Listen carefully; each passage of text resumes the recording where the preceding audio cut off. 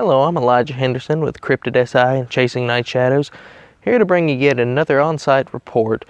As in the past, when we become aware of a new sighting or encounter, or even an old one for that matter, we'll do our very best to bring you a mini report or episode that we have taken to calling Nightmare Nuggets.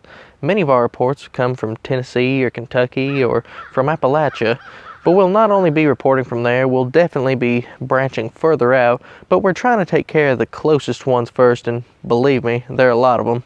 Following up on our report of the carcass-carrying Bigfoot, I believe that it would be wrong not to present this encounter to you.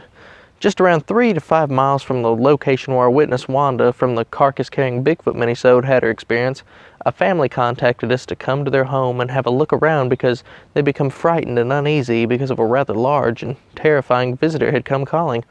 The homeowner, his name is Rick, and he is a well-known musician in the Nashville country music scene and has played with some of country music's greatest performers, so I will not give his last name for the sake of privacy.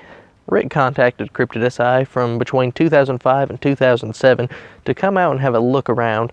For a while before the actual encounters began, strange things had been taking place on his property, like loud crashing sounds, like something large slapping the outside of his home, or a fruit tree that was burdened down so heavily with fruit that the limbs were sagging. Overnight was stripped naked of its beautiful, bountiful yield. There wasn't even any stray fruit on the ground where they might have fallen.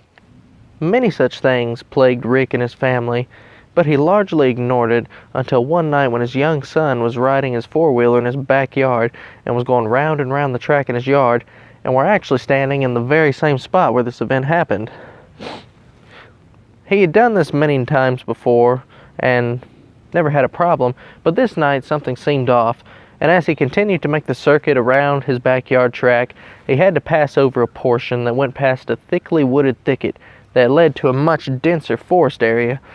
And standing at the edge of this wooded thicket was a massive creature standing there, watching him as he made one revolution after another in his yard. The young man said that the creature was covered in thick, dark hair, and was impossibly tall, standing 9 or even 10 feet tall easily, because it was probably a head taller than his basketball goal. Terrified, the young man abandoned his four-wheeler and headed for the safety of his home.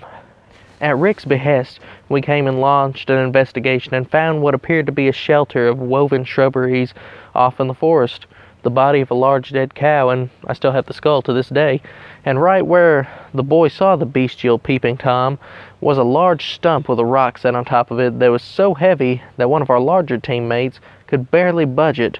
Someone or something had placed the sizable boulder atop it, but for what reason? Rick said that neither he or any member of his family had placed it there. Rick continued to have issues for the rest of the time that he lived at that location.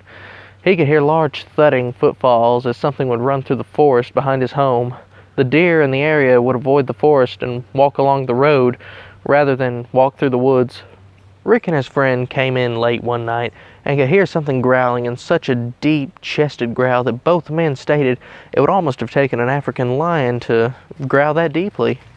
Rick's property is only about 5 miles from the river bottoms, where another individual stated that he had witnessed a group of what he could only describe as Bigfoots hunting and killing a group of deer that they'd been stalking.